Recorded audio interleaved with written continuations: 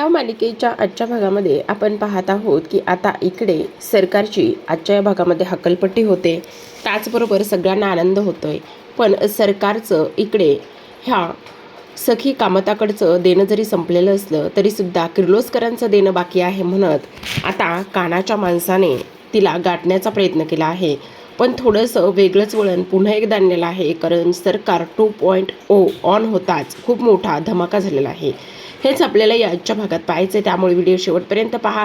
तर तुम्हाला ही मालिका व्हिडिओच्या स्वरूपात पाहायची असेल तर डिस्क्रिप्शनमध्ये दिलेल्या नंबरवर ₹1 पाठवा आणि स्टार प्रवाहाच्या कोणत्याही 3 मालिका आनंदात पहा. तर आता प्रेक्षकांना आपण मालिकेमध्ये पाहतोय, सखी म्हणत असते की इकडे जरी आज तू त्या रावणाची मला गोष्ट सांगितलेली असलीस तरी खरा रावण तू आहेस.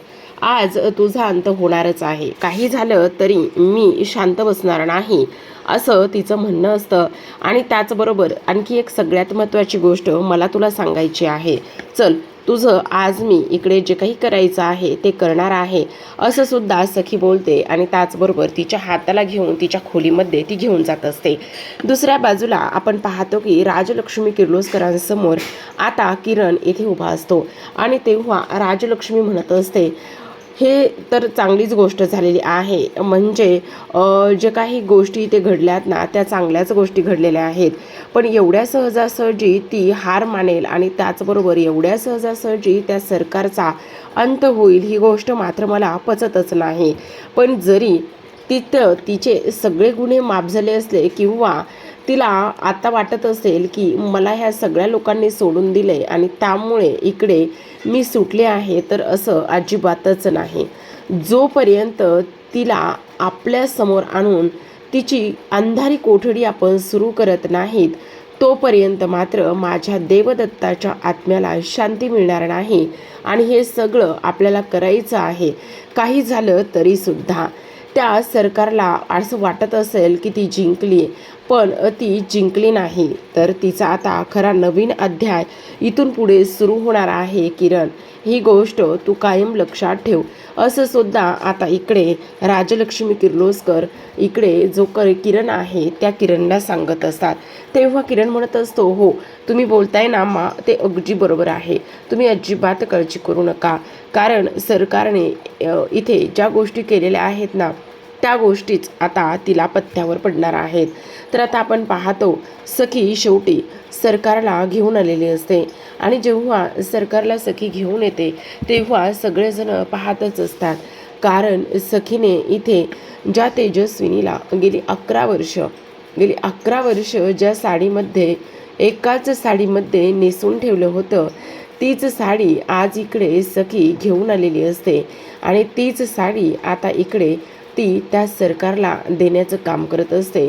आणि ती आता म्हणत असते, खरं तर या घराच्या लक्ष्मीला तुम्ही गेली तब्बल 11 वर्ष या पद्धतीने ठेवला आहे. आणि गेली 11 वर्ष तुम्ही या घरातल्या लक्ष्मीची ही अवस्था केली आहे. तर मग आता तुमची सुद्धा हीच अवस्था होणार आहे. काही झालं तरी एक गोष्ट कायम लक्षात ठेवा, माझ्या आईला ज्या पद्धतीने तुम्ही 11 वर्ष त्रास दिलाय, त्याच पद्धतीने आता तुमचे हाल होणार आहेत. आणि कदाचित हीच प्रभुराम श्रीचंद्रांची इच्छा असावी, असं म्हटल्याबरोबर आता इथे मीनाक्षी समोर येते. आणि मीनाक्षी समोर आल्यानंतर ती म्हणत असते, नाही, हिला एवढ्यात माफी मिळायला नकोय, कारण ही त्यासुद्धा सगळ्या गोष्टींची अजिबात हिची लायकी नाही आहे. कारण हिने माझं बाळ पोटात असतानाच मारले, त्यामुळे हिला कसलीच माफी मिळू शकत नाही. हिला शिक्षा झाल्याशिवाय सुद्धा राहू शकत नाही, असं सुद्धा आता इकडे ती बोलत असते. आता ह्या सर्व गोष्टी बोलल्याबरोबर सरकारला पुन्हा एकदा फारच राग यायला सुरुवात होत असतो. सरकार विचार करत असते की आता ही सुद्धा मला इथे शिकवणार का, की काय करायचं आणि काय नाही करायचं. तर आता इथे यांनी म्हणजे जी मीनाक्षी आहे त्या मीनाक्षी तर कानफाड फोडलेलंच असतं. पण आता गौतमसुद्धा पुढे येतो आणि गौतम म्हणत असतो, नाही, काही झालं ना तरीसुद्धा ह्या बाईला माफ करण्यासारखी ही बाई नाहीच आहे. कारण ह्या बाईनं मला आणि माझ्या पोरीला, मला आणि माझ्या लेकीला फार त्रास दिलेला आहे. कुल्फीसोबत हिने खूप काही गोष्टी इथे केलेल्या आहेत आणि त्या सगळ्या गोष्टी कुल्फीसोबत केल्यामुळे हिला कधीही माफसुद्धा केलं जाऊ शकत नाही, असं सुद्धा आता इकडे तो बोलत असतो. त्याचबरोबर आता इकडे खूप राग येत असतो, तो म्हणजेच की तेजस्विनीला. आणि गौतम म्हणत असतो, खरं तर आमची चूक आहे, आम्ही हिला ओळखण्यात चूक केली, ती आमची चूक आहे, आम्ही असं नव्हतं वागायला पाहिजे, असं सुद्धा आता इकडे तो बोलत असतो. त्याचबरोबर आता हे सगळं काही झाल्यानंतर लगेचच सरकार म्हणत असते, मग काय आता परशू, तूच एकटा राहिलायस बोलायचा, तुला काही बोलायचं आहे का? अरे बोल ना, तुला सुद्धा काही बोलायचं असेल तर तू सुद्धा नक्की बोलू शकतोस. काहीही इथे कोणीही काहीही बोलणार नाही आहे, बोल तुला काही बोलायचं असेल तर. असं बोलल्याबरोबर आपण पाहतो की आता परशुसुद्धा पुढे येतो आणि म्हणत असतो, हो बोलायचं तर आहे ना, का असं वागलात तुम्ही? काम मलाच माझ्याच कंपनीमध्ये नोकरासारखी वागणूक दिली? का प्रत्येक वेळेस तुम्ही मला तुमच्या ताटाखालचं मांजर बनवलं? का प्रत्येक वेळेस तुम्ही त्या सगळ्या गोष्टी माझ्यासोबत केल्या, ज्या गोष्टी कधी तुम्ही करण्याच्या लायकीच्या सुद्धा नव्हतात, तरीसुद्धा तुम्ही ते माझ्यासोबत का केलं?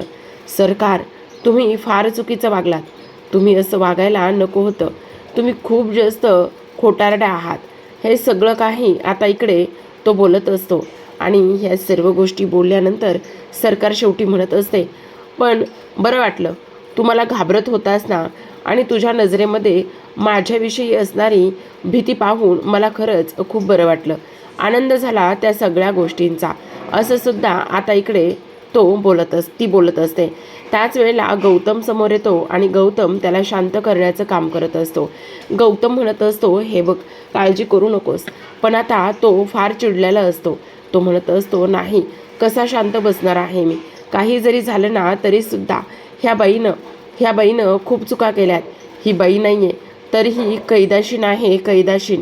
त्याच वेळेला सरकार म्हणत असते, अरे परशू, एवढ्या उशिरा ह्या सगळ्यांना समजल्यावर तुला समजलंय, तू तर माझा चेला होतास आणि त्याचबरोबर तू एवढ्या सगळ्या गोष्टी केल्यास आणि आत्ता तुला असं वाटतंय की मी फार जास्त इथे चुकीची आहे म्हणून. नाही परशू, पण तुझ्या मनामध्ये जी भीती होती ना, ती भीती बघायला मला मात्र फार आवडलं बरं का, आनंद झाला ते सगळं काही पाहिल्यानंतर आणि त्या सगळ्या काही गोष्टी इथे बघितल्यानंतर. खरंच तुला ना मानलं पाहिजे, असं म्हटल्यानंतर आता ती म्हणत असते, नाही, तुम्हाला असं वाटतंय की तुम्ही रावणाचा अंत केला, रावणाचं दहन केलं, पण रावणाचं दहन कधीच होत नाही, रावणाचा अंत कधीच होत नाही. जिथे राम असतो तिथे रावण हा नेहमीच असतो. मग तुम्हाला एक गोष्ट लक्षात यायला हवी, सगळ्यात महत्त्वाची म्हणजे काही झालं ना तरीसुद्धा एक गोष्ट तुम्ही इथे कायम लक्षात ठेवा, की जेव्हा तुम्ही इथे ज्या वर्षी रावणाचं दहन करायला बघाल त्या वर्षी रावण पुन्हा येणार आहे. कारण रावणाचा हा अंत कधीच होत नाही, ही गोष्ट तुम्ही कायम लक्षात ठेवली पाहिजे, असं सुद्धा आता इकडे लगेचच ती बोलत असते. आणि त्याचबरोबर सखी, तुला वाटत असेल की मी इथे हरली आणि त्याचबरोबर माझा अंत होणार आहे, पण असं कधीच होणार नाही. तुम्ही खूप मोठी चूक करताय, समजलं? त्याच वेळेला आता इकडे ही सगळं काही बोलत असताना तेजस्विनी पुढे येते आणि तेजस्विनी पुढे येऊन म्हणत असते, आत्ताच्या आत्ता माझ्या ह्या भरल्या घरातून चालती हो. तुझ्यामुळे खूप काही सोसलंय आम्ही सर्वांनी, पण आता तुझी काळी सावलीसुद्धा माझ्या ह्या गोकुळावर, माझ्या ह्या कुटुंबावर अजिबात पडता कामा नये. त्यामुळे तू आत्ताच्या आत्ता चालती हो, असं आता इकडे ती बोलत असते. त्याच वेळेला आपण पाहतो की इकडे तेजस्विनीला राग येत असतो, कारण सरते शेवटी काय तर इकडे तेजस्विनीने मनस्विनीला धक्के मारतच घराच्या बाहेर हकललेलं असतं. आणि धक्के मारतच घराच्या बाहेर हकलल्यानंतर आता आपण पाहतो की इकडे लगेचच सखीला सुद्धा फार जास्त तिचा राग येत असतो. शेवटी इकडे मायलेकी एकत्र आलेल्या असतात आणि मायलेकी एकत्र आल्यानंतर आता बऱ्याच काही गोष्टी पुढे सुद्धा होणार आहेत. तर आता इकडे आपण पाहतो की लगेचच तिला बाहेर काढल्यानंतर इकडे ती रागाने पाहत असते आणि रागाने पाहत असताना काही जरी झालं ना तरीसुद्धा तुम्ही मला घराच्या बाहेर काढून फार चूक करताय, तुम्ही मला पोलिसात देत नाही आहात, हीच तुमची सगळ्यांची फार मोठी चूक तुम्हाला नडणार आहे असं सुद्धा आता इकडे तिचं म्हणणं असतं. आता तेजस्विनी समोर मनस्विनी असते, मनस्विनी बाहेर असते आणि मनस्विनी बाहेर असताना आता ती रागाने पाहत असते. पण तेजस्विनीला मात्र काहीही फरक पडत नाही. ती तिच्या तोंडावरच दरवाजा बंद करते आणि तिच्या तोंडावर दरवाजा बंद केल्यानंतर आता मनस्विनीच्या डोळ्यात पाणी असतं, सोबतच तेजस्विनीच्या सुद्धा डोळ्यामध्ये खूप जास्त पाणी असतं.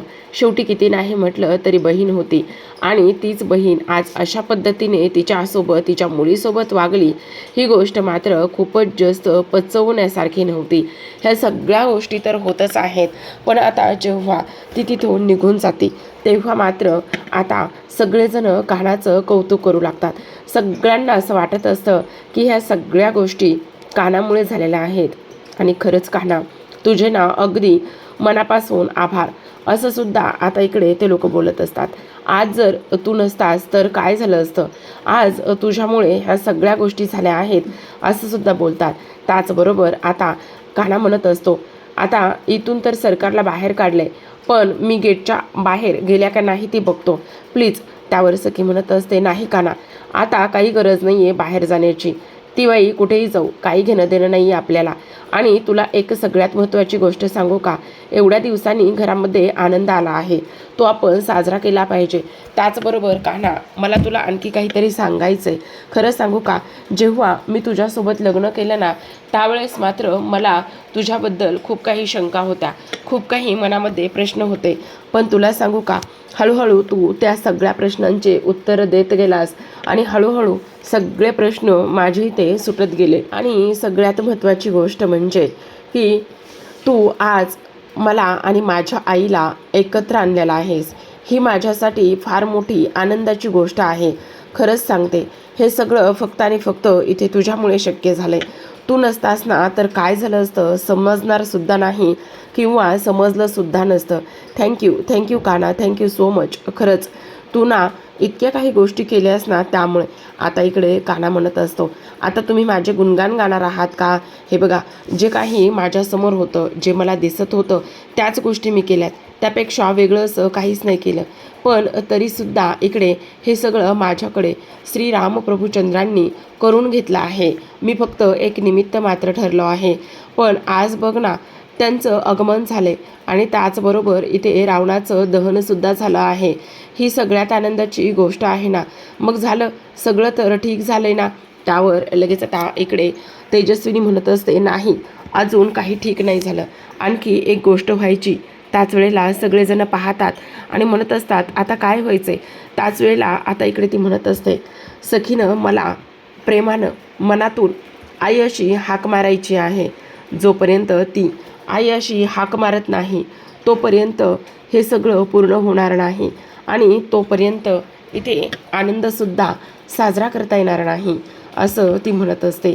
आता सखी कसलाच विचार करत नाही आणि ताबडतोब सरकार म्हणजे तेजस्विनी समोर जाते आणि तेजस्विनी समोर जाऊन लगेचच आई अशी ती हाक मारत असते. आता आई अशी हाक मारल्याबरोबर आपण पाहतो की तेजस्विनी मात्र इथे तिच्या चेहऱ्यावरून हात फिरवू लागलेली असते, तिला प्रेम देऊ लागलेले असते, तिच्या कपाळावर किस केलेलं असतं आणि हे सगळं काही घरातील सगळेजण पाहत असतात, बघत असतात. आता सखीला सुद्धा आनंद झालेला असतो. तिच्या आईच्या नजरेतलं ते प्रेम, तिच्या ती स्पर्शाची ती ऊब आणि ते सगळं काही पाहिल्यानंतर इथे सखी कसलाही क्षणाचाही विचार करत नाही आणि लगेचच आपल्या आईला ती घट्ट अशी मिठी मारत असते. आणि तेव्हा ह्या घट्ट मिठीमध्ये खूप काही गोष्टी इथे आता सामावलेल्या असतात. तेजस्विनी सखीच्या डोक्यावरून मायेनं त्याचबरोबर प्रेमानं हात फिरवत असते आणि तेव्हा कान्हाला सुद्धा फार आनंद झालेला असतो. पण कान्हा म्हणत असतो मनातच, नाही नाही नाही नाही, काहीतरी चुकतंय. खरं तर आता जी सरकार बाहेर पडली ना, ती सरकार इथून जरी हिशोब चुकता करून पडली असली तरी तिला अजून किर्लोस्करांचा हिशोब चुकता करायचा आहे. तिला एवढ्या सुटका नाही आहे, असं सुद्धा आता इकडे ती बोलत असते. आणि त्याचबरोबर आपण पाहतो सरकार आता खाली बाहेर आलेली असते आणि बाहेर आल्यानंतर लगेचच ती आता तिच्या गाडीसमोर जाऊन उभी राहते. जेव्हा गाडीसमोर जाऊन उभी राहते तेव्हा ड्रायव्हर पाठीमागून येतो आणि म्हणत असतो, ए भिकारी, कोण आलं इथे, कोण आलं इथे गाडीला येऊन हात लावण्याची हिंमत कोणाची झाली? हे कोणाचं घर आहे? हे कामतांचं घर आहे. चालती हो त्याच्यात इथून. पाठमोरी उभी असलेली सरकार जेव्हा त्या माणसाच्या तोंडून हे शब्द ऐकते तेव्हा मात्र तिला धक्का बसतो. जी लोक आत्तापर्यंत तिला घाबरायची तीच लोक आज तिला भिकारी म्हणतायत. जो ड्रायव्हर तिच्या मागे पुढे करायचा तोच ड्रायव्हर आज तिच्यासोबत अशा पद्धतीने वागतोय. ही गोष्ट तिला सहन न होण्यासारखीच होती. पण दिवस आलेत तसे, वेळ आली तशी, त्यामुळे काहीही बोलू शकत नसते आणि ह्याच गोष्टी इथे ती अनुभवत असते. आता लगेचच त्या गाडीपासून ती बाजूला होते आणि जेव्हा तो ड्रायव्हर सरकारला ह्या अवस्थेमध्ये पाहतो तेव्हा तो सुद्धा मान खाली घालूनच उभा असतो. कारण इथे किती नाही म्हटलं तरी सुद्धा त्याला समजलेलं असतं की हे फक्त आणि फक्त सरकारचे हार आहेत आणि त्याचबरोबर बहुतेक ह्या बाईनं काहीतरी कटकारस्थान केलेलं असावं आणि तेच इथे सर्वांसमोर आलेलं असावं, असा सुद्धा विचार आता इकडे तो करत असतो. आणि ह्या सगळ्या गोष्टींचा विचार केल्यानंतर आता शेवटी सरकार तिथून निघून जाण्याचा प्रयत्न करत असते. सरकार तिथून निघून जाण्याचा प्रयत्न केल्यानंतर इकडे दुसऱ्या बाजूला आपण पाहतो की आता ती म्हणत असते, नाही काही जरी झालं तरी आई आता तुला आणि मला कोणीही कधीही वेगळं करू शकणार नाही, असं ती बोलते. हो सखी, आपल्याला कोणीच नाही वेगळं करणार आहे. आपण आता वेगळे नाही होणार आहोत. काही झालं तरी कायम आपण सोबतच असणार आहोत, असं सुद्धा आता इथे ती बोलू लागते. त्याच वेळेला आता आपण पाहतो की आनंद आणि सेलिब्रेशन हे तर झालंच पाहिजे. किती नाही म्हटलं तरी सुद्धा आज ह्या घरामध्ये कितीतरी दिवसांनी आनंद आला आहे, मग त्याचं सेलिब्रेशन इथे व्हायला नको का? असं म्हटल्याबरोबर आपण पाहतो की सगळ्यांना आनंद झालेला असतो. सगळेजण त्यांचा आनंद आणि त्या सगळ्या गोष्टी इथे आता साजऱ्या करतच असतात. पण तेवढ्यातच आता इकडे जो काही कान्हा आहे तो म्हणत असतो, हो आता आनंद तर साजरा केलाच पाहिजे, कारण मायलेकी एवढ्या वर्षाने एकत्र आल्यात म्हटल्यावर आनंद हा झालाच पाहिजे की नाही.